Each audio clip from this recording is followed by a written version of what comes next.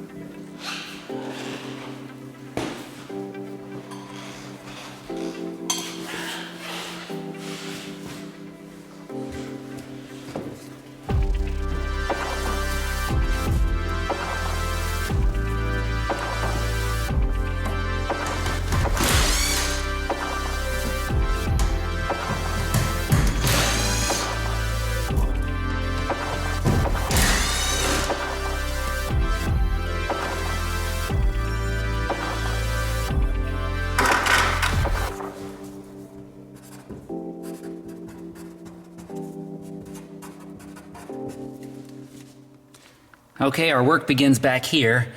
I'm gonna try to leave as much as possible attached to the car. Like this intercooler will stay. We'll just disconnect these hoses, but there's, you know, the shift cables will come off, other little plugs and connectors, but the majority of the stuff is gonna stay attached to the engine. That's the goal anyway. We'll see how it goes. What helps me in a job like this is just to do very basic labeling. Like this hose here, I'm just telling my future self that the intercooler side is over here and the throttle body side is over here. Just makes reassembly go much faster. In and out, in and out. There we go.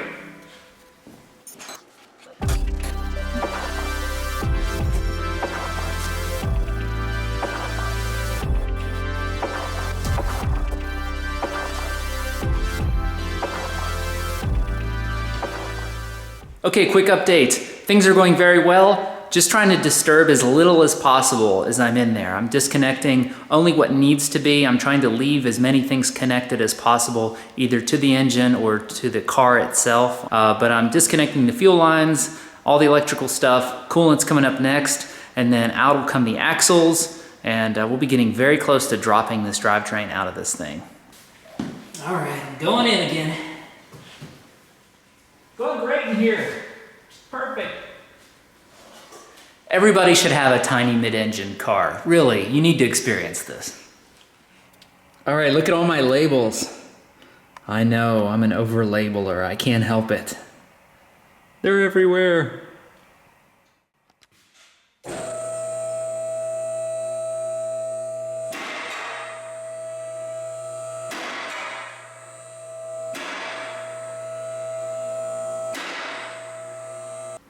Okay, here's the view looking up to the turbo side of the engine.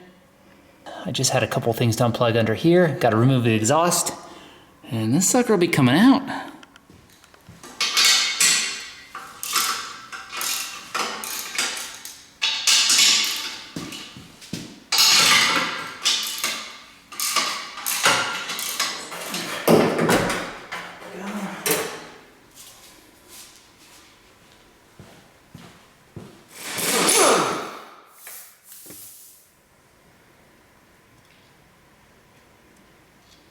Okay, now's where we improvise a little bit. The service manual shows removing certain items off the rear suspension and stuff, and then using a wooden pallet and a forklift to remove the engine.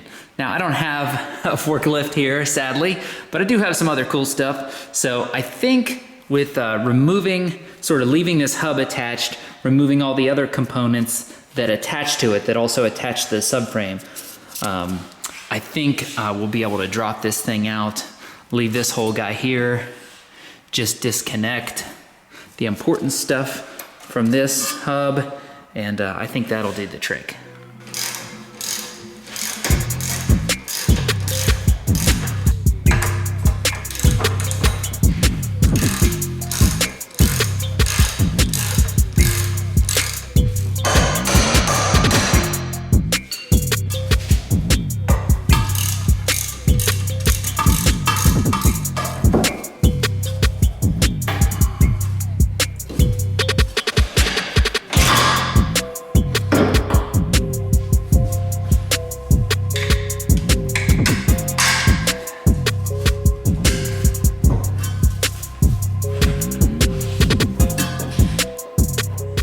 Okay, I think we've got every single thing disconnected from the engine that's mounted to the body of the car. It's just the subframe and the engine sitting on the subframe. We do have one more bolt, and that's the upper engine mount, but we'll loosen that when the time comes. So now what we have here is a few nuts here to loosen, a few over here, 2 bolts over there, 2 bolts over there, and then this whole subframe will drop down.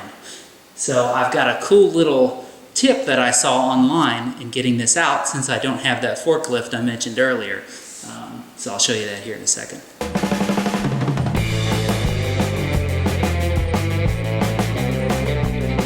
Okay, there it is. This is what we're going to lower the subframe and whole drivetrain assembly down on. Saw this tip on the AZ-1 owners group on Facebook, so thank you to the gentleman who shared that. This is a Harbor Freight 1,000-pound steel mesh deck wagon.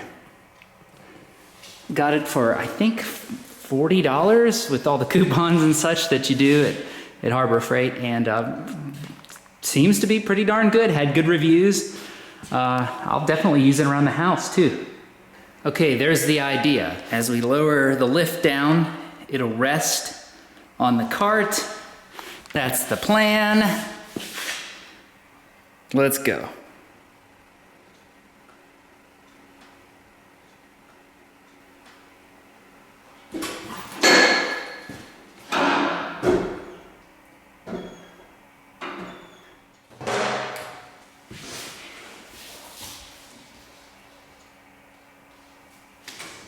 So after getting the car right down on the little cart, I realized that the edges, the steel edges of the cart, were going to touch the body. So to remedy that, we need a couple of boards, lay a couple boards on there. It'll give us the clearance we need, and we can get back rolling on this. Boards!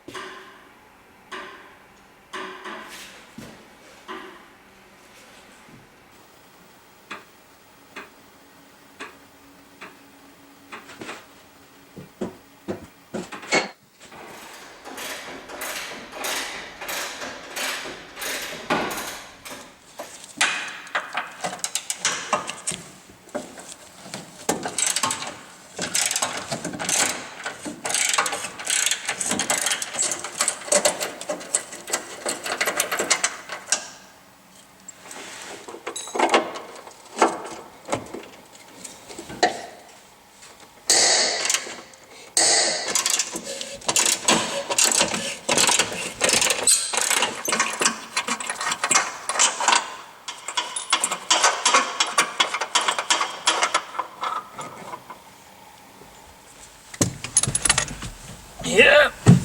Okay, one more bolt. Here we go.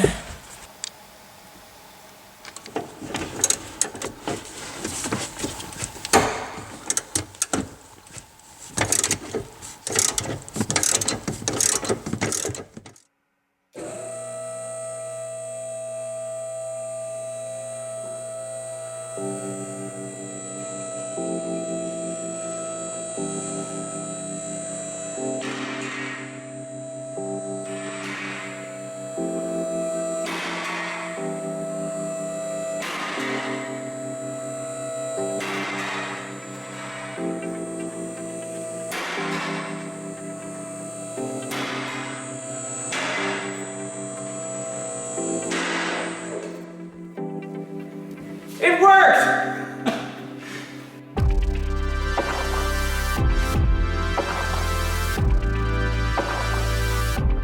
Okay, there it is.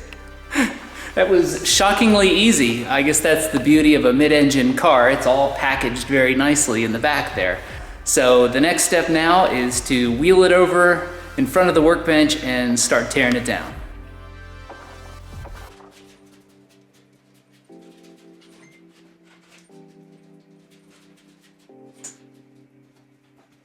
Well folks, this is a first for me. I've done a few things on mid-engine cars, just helping out a friend or something, but I've never done anything like this, drop a whole drivetrain out. Definitely not too bad with a tiny little drivetrain like this. I've got it flipped around, you know, this turbocharger side is usually what's facing the engine access panel.